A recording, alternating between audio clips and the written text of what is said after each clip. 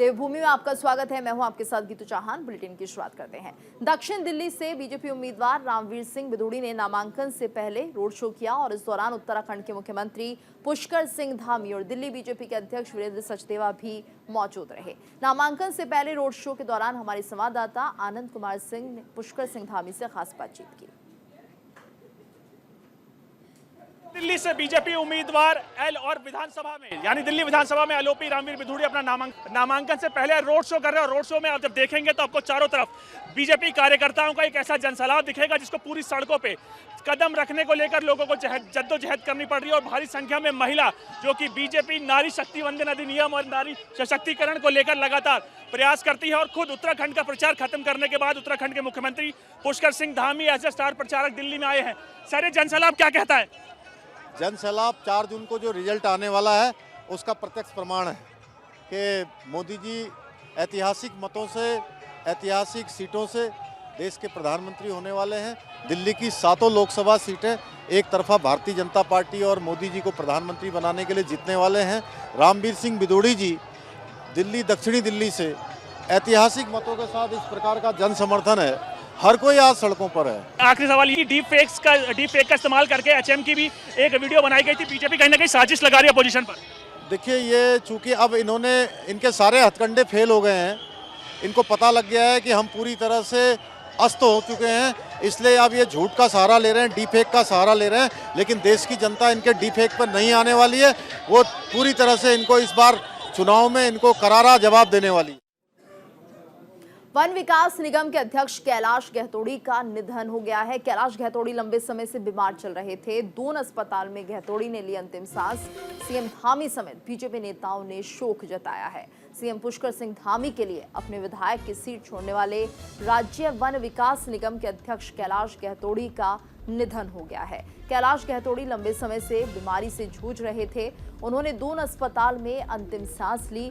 CM Pushkar Singh Dhami समेत BJP नेताओं ने कैलाश गहतोड़ी के निधन पर शोक व्यक्त किया है और सोशल नेटवर्किंग साइट पर धामी ने लिखा, वन विकास निगम के अध्यक्ष पूर्व विधायक प्रिय मित्र और बड़े भाई कैलाश गहतोड़ी जी के निधन का पीड़ादायक समाचार सुन स्तब्ध हूं। कैलाश जी का जाना संगठन, प्रदेश के साथ साथ मेरे लिए भी व्यक्तिगत क्षति है। इस असीम कष्ट को शब्दों में बयान नहीं कर पा रहा हूं।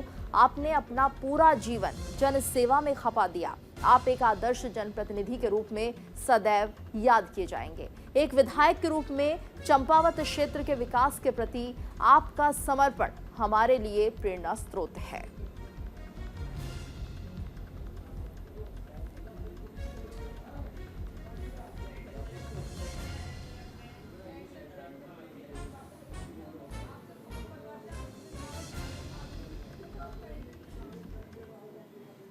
उत्तराखंड बोर्ड परीक्षा 2024 का रिजल्ट घोषित होने के साथ ही पिथौरागढ़ जिले के लिए खुशखबरी की बात है। बेरीनाग साधना इंटर कॉलेज में पढ़ने वाली छात्रा दिव्यांशी रावत ने हाई स्कूल की बोर्ड परीक्षा में प्रदेश में पहला स्थान प्राप्त किया है। उत्तराखंड के बोर्ड के इतिहास में पहली बार है कि जब 500 अंकों में से 500 अंक प्राप्त किए हैं।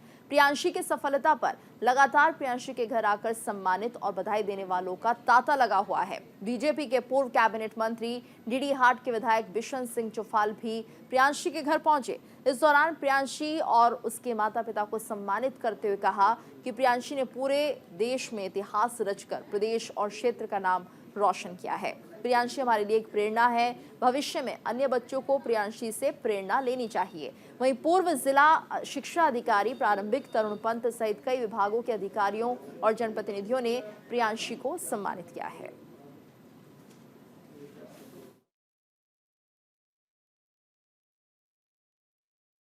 उत्तराखंड हाई स्कूल बोर्ड की जो परीक्षा में 500 में से 500 अंक, पहला अंक प्राप्त करके उत्तराखंड का जो इतिहास रचा, इसके लिए प्रियांशी रावत को मैं बहुत बहुत बधाई देता हूं और साथ में उनके परिवार के माता पिता को भी बधाई देता हूं, गुरुजनों को भी बधाई देता हूं। आपने क्योंकि एक इतिहास रचा, उत्तराखंड का एक इतिहास रचा, इसके लिए मैं पूरे उत्तराखंड का जो आपने नाम रोशन किया, जनपद पिथौरागढ़ का भी नाम रोशन किया। मेरी आपसे शुभकामनाएं, बहुत बहुत शुभकामनाएं। आपकी जो प्रतिभा है, वह प्रतिभा जिस क्षेत्र में भी आपकी रुचि हो, उस क्षेत्र में काम करने का आपको अवसर मिलेगा वहाँ भी आप अपनी प्रतिभा दिखाएंगे। यही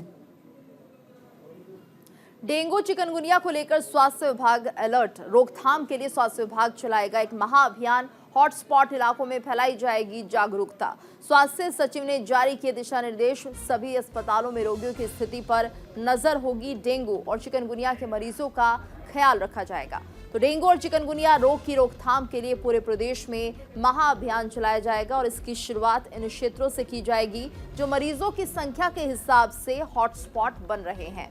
सचिव स्वास्थ्य डॉक्टर आर राजेश कुमार ने महाअभियान को लेकर दिशा निर्देश जारी किए। सचिव ने बताया कि राज्य में सभी विभागों के सामूहिक प्रयासों से डेंगू और चिकनगुनिया को लेकर महाअभियान चलाया जाएगा। पिछले साल से डेंगू और चिकनगुनिया के मामले सामने आ रहे हैं। रोकथाम और बचाव के लिए अभियान चलाकर मच्छर के लार्वा को लेकर सर्वे किया जाएगा और रोग संभावित क्षेत्रों को चिन्हित कर रोकथाम की कार्रवाई की जाएगी। उन्होंने सभी राजकीय और निजी चिकित्सालयों में डेंगू और चिकनगुनिया रोगियों की स्थिति पर निगरानी रखने के निर्देश दिए हैं। घर घर जाकर लोगों को जागरूक करने के लिए अधिकारियों और कर्मचारियों की जिम्मेदारी सौंपी गई है।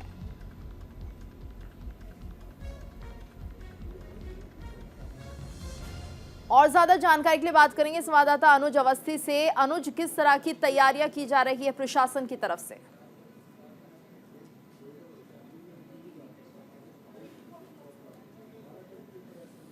तो डेंगू और चिकनगुनिया जिस तरह से फैल रहा है उसको लेकर अब सतर्कता बरती जा रही है, लोगों को जागरूक किया जा रहा है। लगातार ये मामले बढ़ते जा रहे हैं प्रदेश में और ऐसे में अब इन मरीजों का ध्यान तो रखा ही जाएगा। वहीं स्वास्थ्य विभाग ने भी अलर्ट जारी कर दिया है। डेंगू चिकनगुनिया को लेकर अब जागरूकता फैलाई जा रही है। इसके लिए एक महाअभियान भी चलाया जा रहा है। किस तरह से आपको अपने आप को सुरक्षित रखना है, वो ऐसे कौन से कारण हैं जिनके चलते डेंगू और चिकनगुनिया के मच्छर पनपते हैं और ऐसे में उनसे बचाव कैसे किया जाए, इसको लेकर तैयारी की जा रही है स्वास्थ्य विभाग की तरफ से। सभी अस्पतालों में रोगियों का उपचार होगा। इसके साथ साथ लोगों को जागरूक किया जा रहा है जिसके चलते ये बीमारी और ना फैले। तो डेंगू चिकनगुनिया के मच्छर कहाँ पनपते हैं ये जानकारी दी जाएगी और ये पूरा महाअभियान चलाया जाएगा स्वास्थ्य विभाग की तरफ से।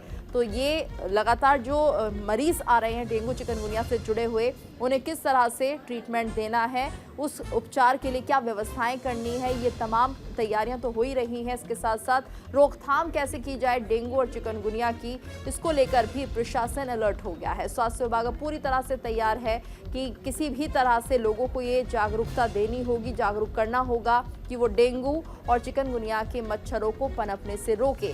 आखिर क्या कुछ उस दौरान करना चाहिए, ये सभी जानकारियां देने के लिए एक महाअभियान चलाया जा रहा है। और जो हॉटस्पॉट इलाके हैं जहां पर ज़्यादा तादाद में मच्छर और जो चिकनगुनिया और डेंगू के मच्छर पाए जा रहे हैं, वहां पर ये जागरूकता अभियान तेजी से चलाया जा रहा है और लोगों को बचाव करने के पूरे नियम यहां पर बताए जा रहे हैं। उन्हें किस तरह से अपने आप को सुरक्षित रखना है, कौन से नियमों का पालन करना है जिसके चलते वो डेंगू और चिकनगुनिया से बच सके। तो लगातार डेंगू और चिकनगुनिया के मरीज बढ़ रहे हैं प्रदेश में। कई हॉटस्पॉट इलाके हैं जहाँ पर मरीजों की तादाद काफ़ी ज़्यादा बढ़ गई है और ऐसे में उन्हें कैसे सुरक्षित रहना है और किस तरह से डेंगू चिकनगुनिया के मच्छरों को पनपने से रोकना है, इसको लेकर जागरूक किया जा रहा है।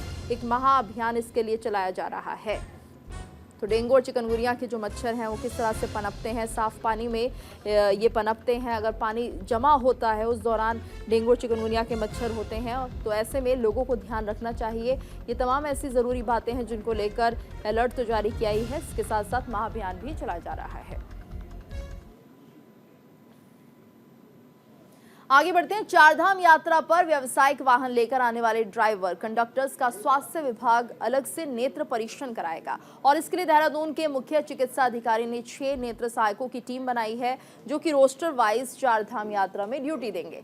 संभागीय परिवहन कार्यालय परिसर ऋषिकेश में ये सुविधा दी जाएगी। मुख्य चिकित्सा अधिकारी की ओर से ARTO ऋषिकेश को भेजे पत्र में बताया गया है कि राजेंद्र देवराड़ी 22 मई से 6 जून, क्षितिज बिस्ट 6 से 20 जून, अखिलेश शर्मा 21 से 5 जुलाई, CHSC डोईवाला के दिनेश रावत 6 से 20 जुलाई और नीलम पायल 21 जुलाई से 4 अगस्त तक ड्यूटी करेंगे। और इस दौरान सभी ड्राइवर कंडक्टर्स का नेत्र परीक्षण और स्वास्थ्य परीक्षण भी किया जाएगा। परिवहन विभाग ने हादसों को कम करने के मकसद से ये पहल की है। वहीं परिवहन मुख्यालय ने चार धाम यात्रा के दौरान परिवहन विभाग के अधिकारी कर्मचारियों की छुट्टी पर रोक लगा दिया है। संयुक्त परिवहन आयुक्त सनत कुमार सिंह ने बताया कि चार धाम में हर साल की तरह इस साल भी ये रोक यात्रा के दौरान प्रभावी रहेगी और इमरजेंसी परिस्थितियों में ही अवकाश दिया जाएगा।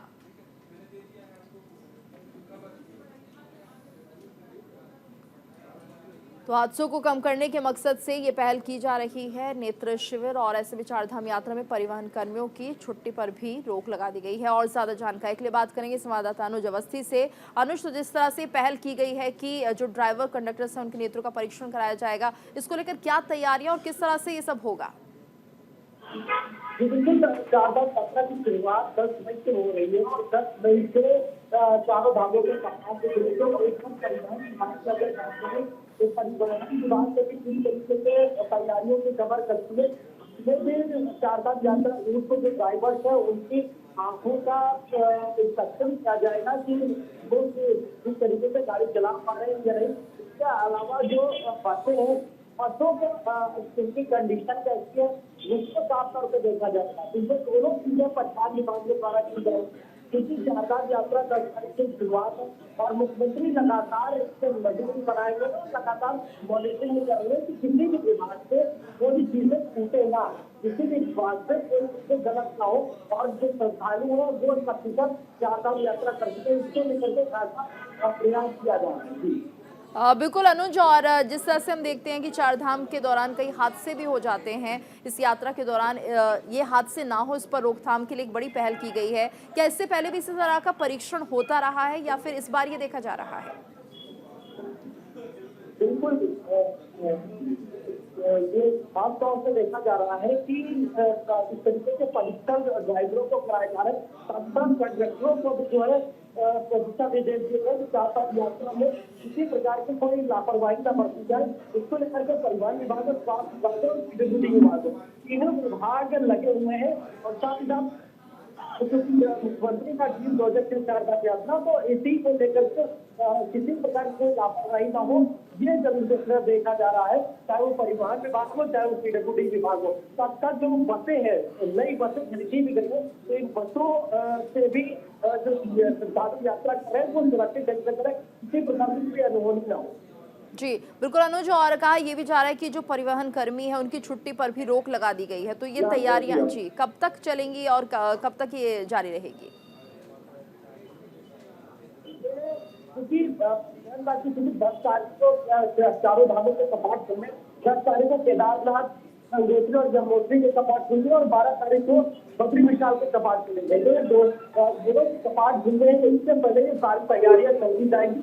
नई बसें जो खरीदनी है बसें भी खरीदी जाएगी, तो इससे पहले क्योंकि श्रद्धालुओं को चारधाम यात्रा रूट से किसी प्रकार की कोई प्रॉब्लम या कोई दिक्कत न हो, कोई परेशानी न हो, इसको लेकर के परिवहन विभाग और भी जो विभाग है वो लगातार ये प्रयास कर रहे हैं। जी बिल्कुल अनुज, और अगर ऐसा लगता है कि किसी को नेत्र से जुड़ी कोई समस्या है उस वक्त क्या फैसला लिया जाएगा?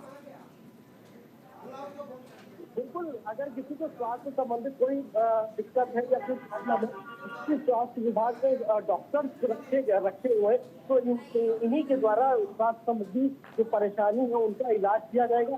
साथ साथ श्रद्धालुओं को ये निर्देश भी दिए गए कि आज किसी को जो डायबिटिक या हार्ट पेशेंट है वो दवाई लेकर के जरूर जाए और 10 से 15 मीटर की दूरी पे स्वास्थ्य के जो डॉक्टर्स है वो लगातार तैनात है।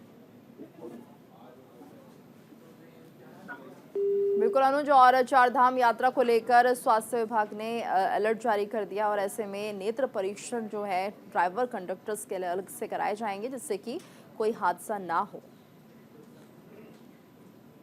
आगे बढ़ते हैं खबर लक्सर से, जहां कांग्रेस के पीसीसी सदस्य के आवास पर प्रेस वार्ता का आयोजन किया गया और इस दौरान कई मुद्दों को लेकर चर्चा की गई। वहीं प्रदेश सरकार पर निशाना भी साधा, जिसमें उन्होंने कहा कि जिस तरह सरकार ने चुनाव होने के बाद ही बिजली के रेट बढ़ा दिए और सरकार ने बिजली के रेट बढ़ाकर गरीबों के जख्मों पर नमक छिड़कने का काम किया है। आगे कहा कि हरिद्वार जिले में आई भयंकर बाढ़ से किसानों और व्यापारियों का काफी नुकसान हुआ है। किसानों की फसलें पूरी तरह से बाढ़ में बर्बाद हो गई है। कांग्रेस नेता संजीव कुमार ने कहा कि क्षेत्र में पिछले दिनों भारी बाढ़ आई जिससे बहुत लोगों का नुकसान हुआ है। अगर इस बार भी बाढ़ आई तो लोगों के पास खाने के लिए कुछ भी नहीं बचेगा।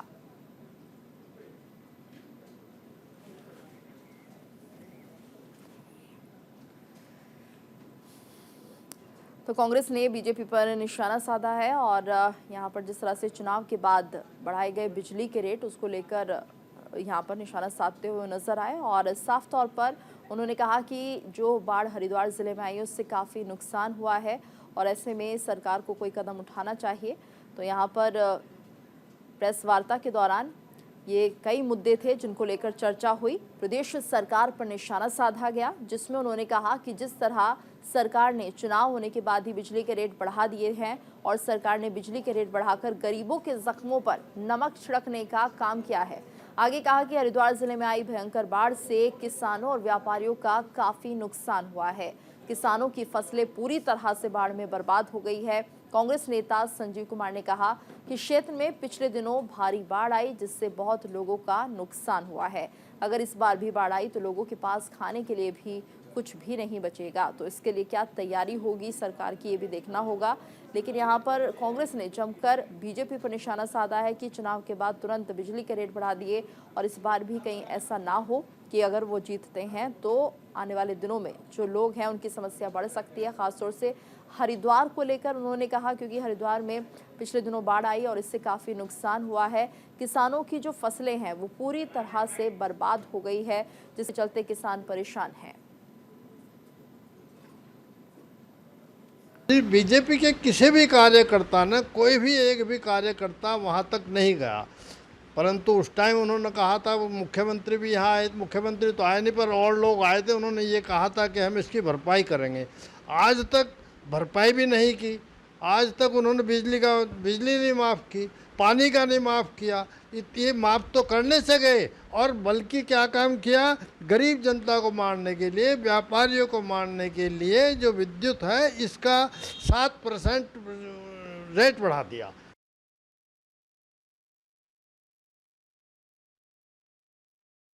अब से करीब 7-8 महीने पहले बाढ़ आई थी यहाँ, भीषण बाढ़ आई, बहुत लोगों का नुकसान हुआ उसमें।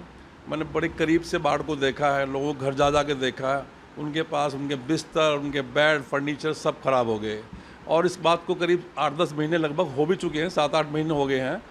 लेकिन उसके लिए और नेक्स्ट टाइम बाढ़ का समय आने वाला भी है। सरकार का कोई उस पर नियंत्रण नहीं है, सरकार के पास कोई योजना नहीं है। अगर इस बार भी बाढ़ आ गई तो मुझे तो लगता नहीं कि लक्ष्मण में खाने के लिए किसी को बचेगा।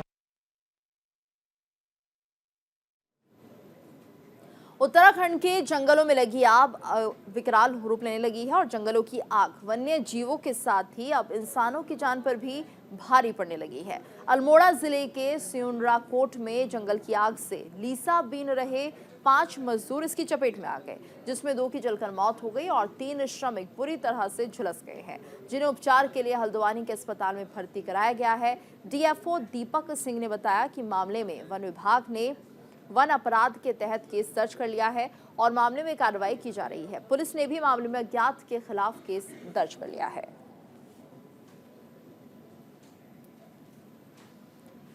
तो इस पूरे मामले में अज्ञात के खिलाफ केस दर्ज कर लिया है। बता दें आपको कि यहाँ पर कुछ ग्रामीण लीसा बिन रहे थे और उसी दौरान आग की चपेट में आ गए।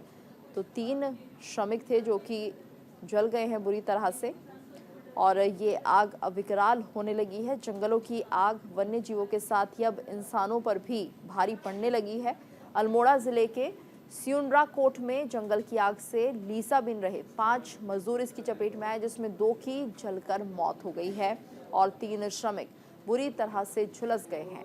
इन्हें उपचार के लिए हल्द्वानी के अस्पताल में भर्ती कराया गया है। डीएफओ दीपक सिंह ने बताया कि मामले में वन विभाग के वन अपराध के तहत केस दर्ज कर लिया गया है और मामले में कार्रवाई भी की जा रही है। पुलिस ने भी मामले में अज्ञात के खिलाफ केस दर्ज कर लिया है। तो जंगलों में जिस तरह से आग फैली हुई है, साफ तौर पर निर्देश दिए जा रहे हैं कि जो लोग हैं वो इस इलाके से दूर रहे, यानी जो जंगल जहां पर आग लगी है उसके आसपास अगर रिहायशी इलाके हैं या लोग अपने काम के लिए जंगल जाया करते थे तो उन्हें अब इन कामों पर रोक लगा देनी चाहिए।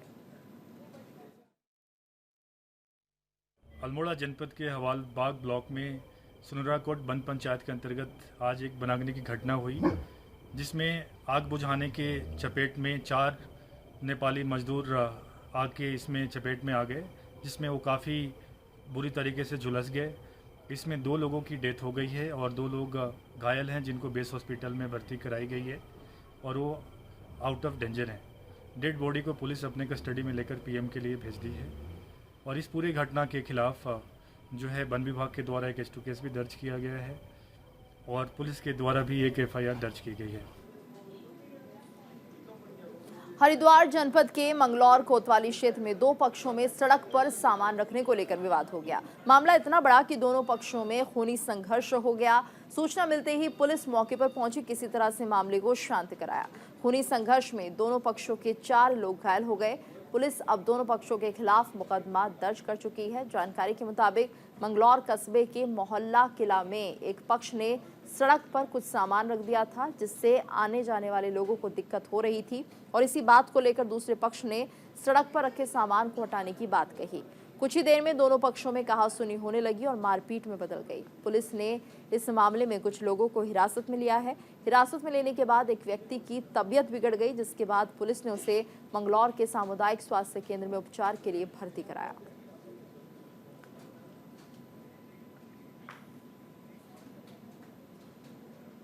और इसी के साथ इस बुलेटिन में फिलहाल इतना ही। रुकेंगे एक ब्रेक के लिए। ब्रेक के बाद खबरें लगातार जारी है।